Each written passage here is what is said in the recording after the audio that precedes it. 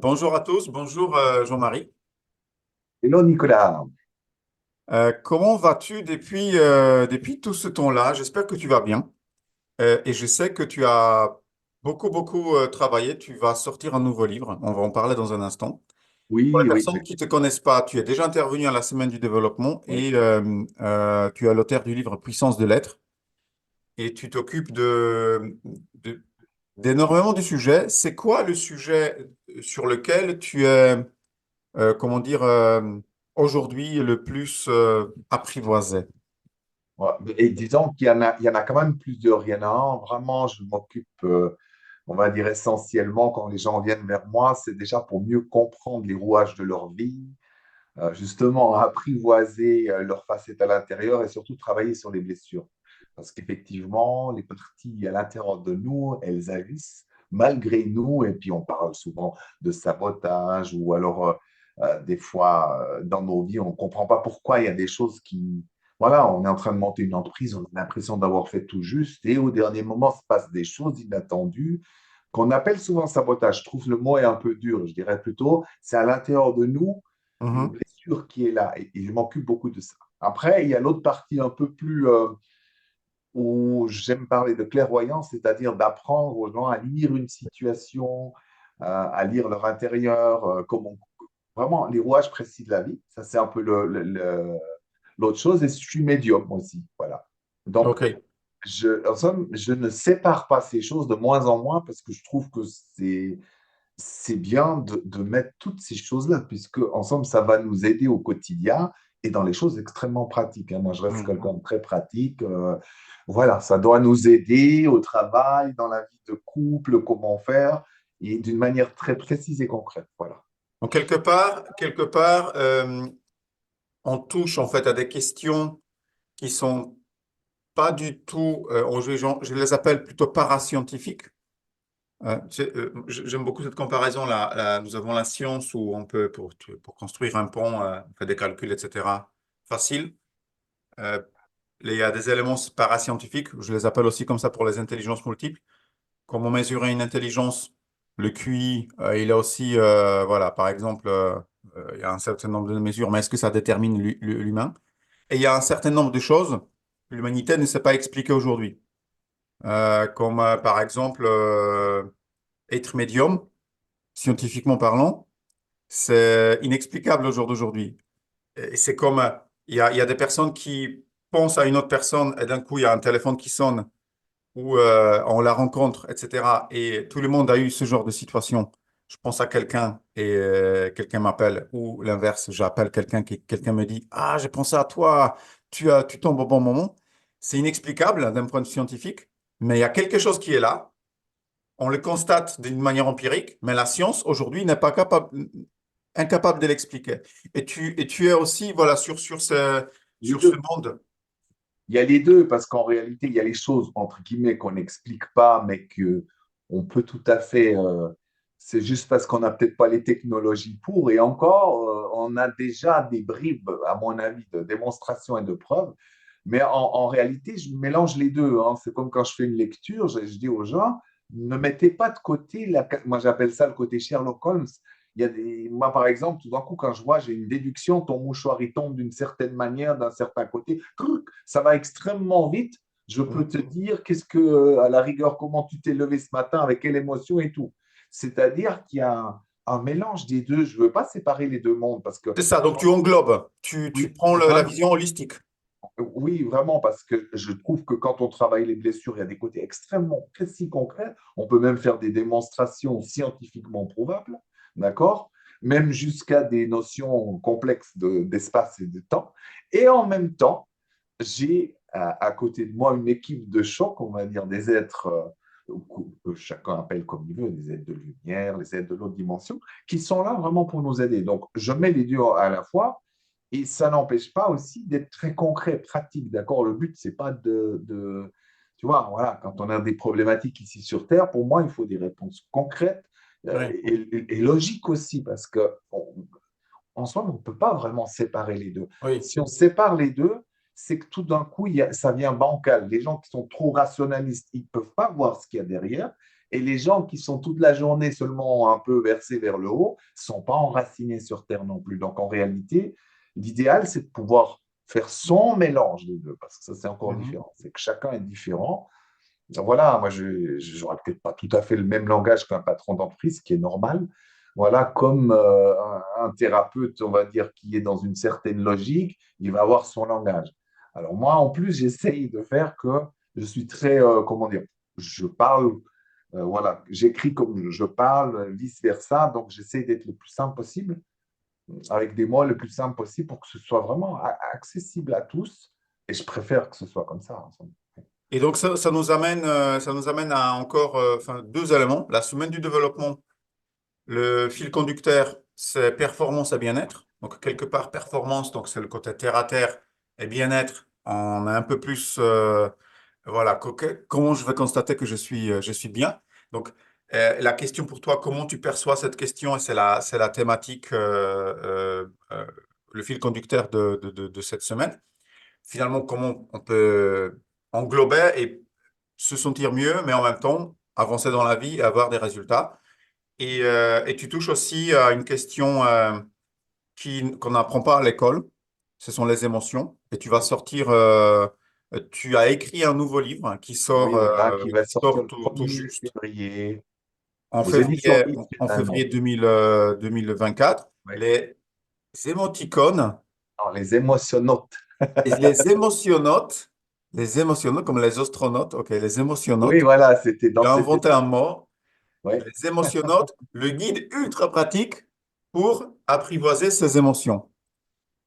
Donc, j'imagine que c'est une question qui te touche énormément et moi Oui, je oui. suis d'accord avec ça parce que l'école publique ne traite pas assez, je trouve, ces questions-là. Euh, Mais non, même très, très peu. Il y a plein de choses qui sont abordées avant, mais c'est vrai qu'on a surtout appris à les brimer. Mais en réalité, les émotions fluides nous apportent la santé.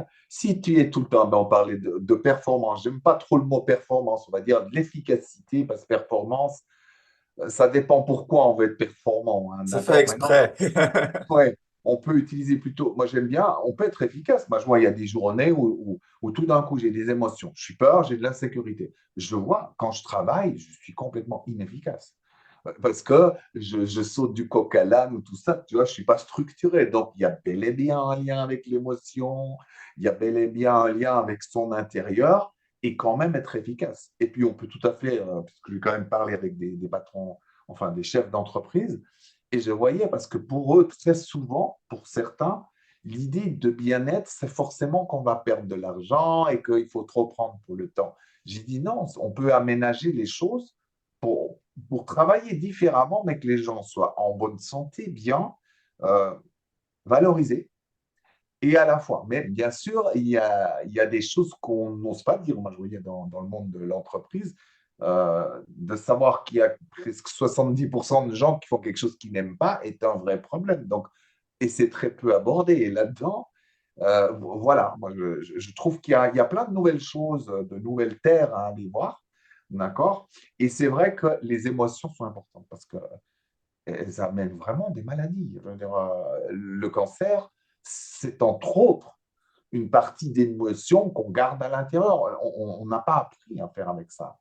Et moi, je vois les gens qui sont pas à l'aise avec les émotions, très souvent, ça affecte le couple, ça affecte le travail, ça affecte justement l'efficacité qu'on a.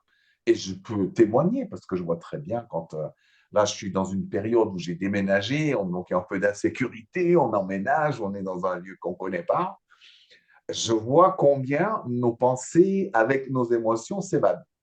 Et donc, quand tu fais ça, on voit bien, on n'est pas structuré. Donc, le truc que je devais prendre 10 minutes, eh ben, je fais 1 heure dessus, voire plus. Donc, je suis complètement inefficace. Donc, pour moi, c'est important. Et puis, aussi pour communiquer. On voit bien que, moi, je vois des fois quand j'étais dans des pays, on va dire un peu comme l'Afrique, des endroits où les émotions sont plus tolérées, plus vécues. C'est vraiment, je vois comment on est estropié. Je veux dire, on est froid, on est sournois souvent parce qu'on cache des émotions mais qui sont en l'air. Donc, il y a vraiment quelque chose à faire et amener ça même dans les écoles, au lieu de travail, pour moi, ça me semble indispensable. Et Hmm. même, je dirais, on nous a cassé en tant qu'enfants très tôt. Moi, je vois le système, c'est qu'on dit, chut, tu vois, la colère, ça, c'est pas bien, etc. Donc, le problème, c'est qu'on ravale. Mais on ne se dit pas, parce que parfois, les enfants, quand ils font une crise, il y a une raison à cette crise. Alors, au lieu de dire qu'il ne faut pas faire, à la rigueur, on vaut mieux dire, écoute, fais avec papa, on va en bas de la cave ou on tape sur un coussin. Idem à l'école, c'est-à-dire, on ne va pas culpabiliser les êtres humains, enfants, d'avoir des émotions, mais on va apprendre à les apprivoiser et à faire autrement. Mais à l'école, moi, je me souviens, tout ce qui était émotion, si tu es content, tu as des frustrations ou tu pleures trop fort, tout ça est tabou. Tout ça est tabou encore maintenant. Et donc, je trouve qu'il est temps, mais plus que jamais, parce qu'on ne pourra pas avoir de paix ni de... et égal qu'on parle du professionnel, du familial, on ne pourra pas avoir une véritable paix et harmonie sans ça. C'est évident. Ça, Oui. moi, ça m'a... J'étais très sensible, hein, très tôt avec les émotions, mais je ne savais pas comment faire. Et ça t'amène, tu vois, j'ai bu, j'ai pris de la drogue, entre autres à cause des émotions que je ne savais pas quoi faire. J'étais tout le temps terrorisé. Et cette question, tu vois, performance et bien-être, on peut l'amener en fait à des environnements différents. Et là, tu as touché à un environnement école. Donc, prenons le cas d'un élève, il va à l'école. Qu'est-ce Oui, qu'on demande? Qu'il ait des bonnes notes, donc qu'il performe, oui, qu'il est efficace, peu importe, enfin, le vocabulaire, mais il doit être bon à l'école, avoir des bonnes notes, être sage. Quand on dit sage, ça me fait penser à dressage, et, euh, etc. Et la question de l'apprentissage, de la base de l'apprentissage, pour que l'apprentissage puisse se faire, c'est le bien-être de l'enfant. Parce que là, il y a une ouverture d'esprit, il y a une ouverture, et là, il est capable d'accueillir l'information. S'il est trop stressé, il y a le fameux trou de mémoire, c'est exactement là-dedans. Et donc là, nous avons un environnement école. Dans ton livre, les émotionnotes, c'est quoi les cas de figure euh,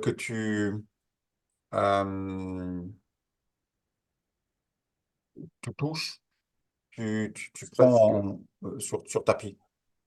pour moi, il y a la famille, il y a l'école, il y a le travail, il y a dans tous les domaines. Et puis en plus, dans chacun de ces domaines, il y a des aspects particuliers. Tu vois, on peut dire, par exemple, le domaine de l'argent crée beaucoup d'émotions chez beaucoup de gens. Donc, il y a à la fois, donc, l'émotion, c'est pas tout, d'accord? Il y a aussi nos pensées, il y a nos facettes à l'intérieur. C'est juste un aspect, mais qu'on a souvent négligé. D'ailleurs, même, il y a des gens qui l'oublient. On parle de pensée, on parle du corps, mais il y a des gens qui oublient carrément l'aspect émotionnel. Moi, je pense que vraiment, j'essaye de faire que ce soit partout.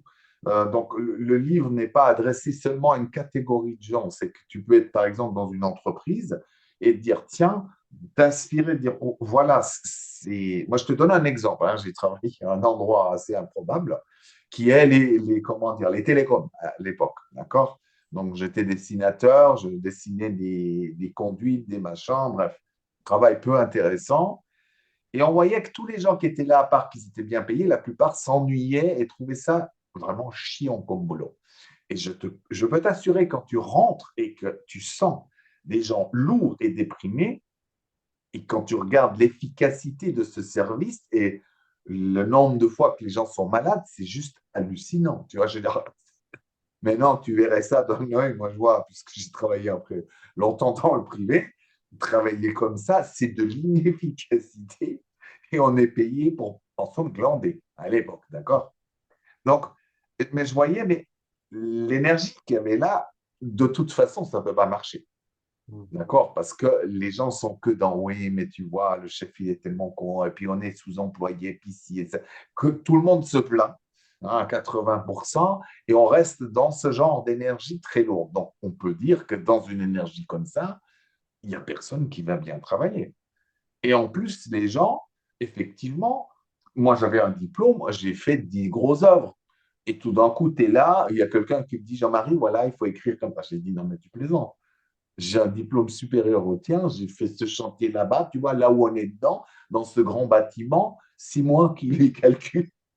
Et là, tu viens, mais non, mais il faut savoir écrire. J'ai dit, mais c'est mon apprentissage. Donc, là, on peut parler d'une efficacité totale, mais à tous les niveaux.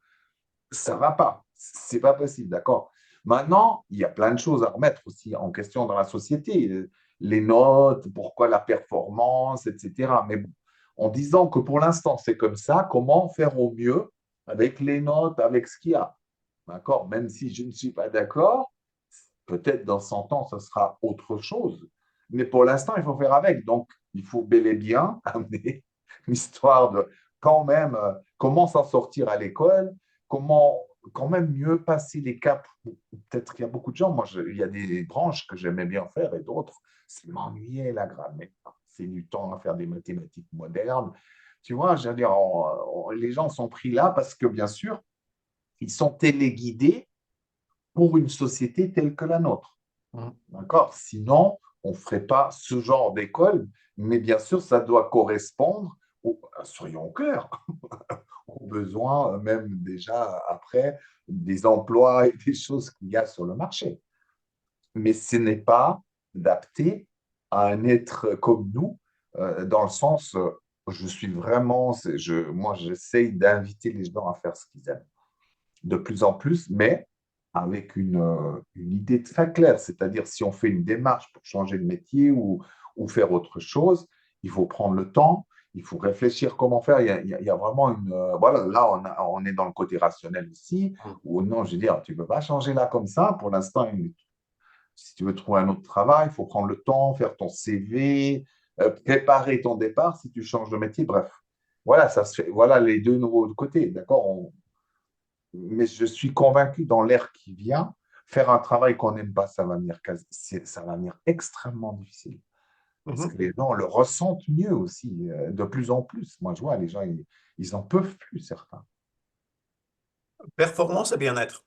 Est-ce que, de ton point de vue, et je sais que on va parler beaucoup plus pendant la semaine du développement, est-ce que ce sont les deux thèmes qui peuvent aller ensemble? Est-ce que c'est quoi ton point de vue? C'est quoi peut-être il y a des conditions à faire? C'est quoi? Alors, comme je te dis, le mot performance, je ne suis pas tout à fait en accord avec ça. Vraiment, je le dis clairement. Maintenant, en imaginant qu'on est dans un emploi où il faut quand même être performant, parce que j'ai travaillé dans un endroit privé où il faut faire un chiffre, etc.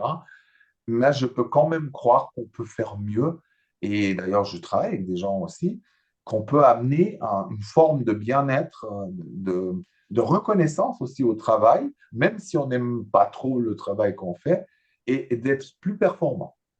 C'est évident. Mais par contre, le moyen qu'on utilise, moi je trouve souvent, c'est pas adéquat. On veut être plus performant, mais en mettant de la pression ou en mettant des menaces à exécution, dire ah ben, mais il faut voir à l'heure actuelle le travail, il faut déjà être content. Donc voilà, donc c'est ce genre de langage pour l'instant que j'entends, des fois avec un grand sourire d'ailleurs, mais j'ai vu clairement.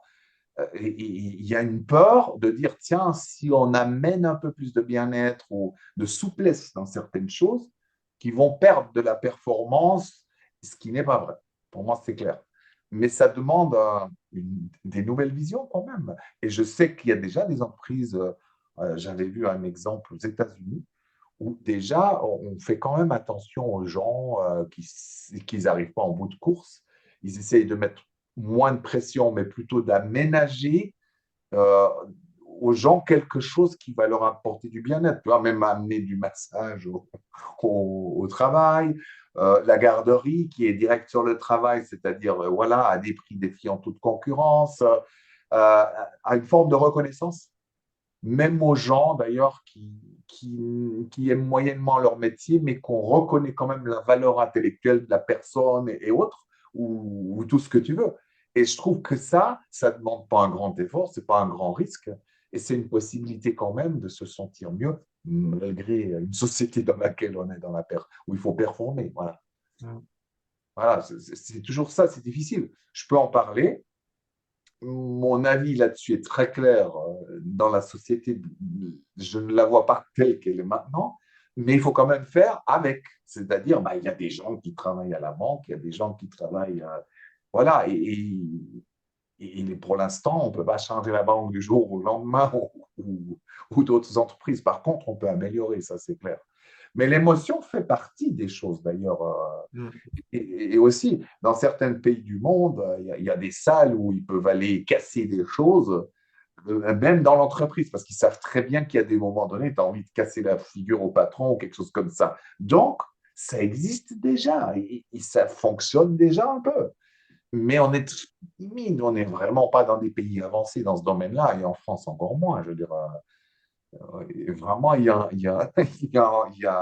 a un besoin de réformer, de revisiter les choses, d'être audacieux dans la manière de gérer. Très Ça, bien. j'en suis sûr. On va en parler plus en détail pendant la semaine du Oui, développement. Tu on vas aura donner le temps, aussi oui. certainement quelques astuces, quelques clés, quelques points d'observation sur soi-même. Par Oui, où démarrer, par quoi peut-être voilà, passer pour améliorer tout simplement à la semaine du développement. C'est comment on peut être meilleur. Et donc un sujet extrêmement intéressant et j'ai hâte de te et oui, moi découvrir aussi. pendant la nouvelle édition et j'ai hâte de découvrir ton nouveau livre. Merci beaucoup pour cette petite Ok, interview. Je merci te dis beaucoup, à Lucas. très bientôt, Jean-Marie. Ciao, ciao.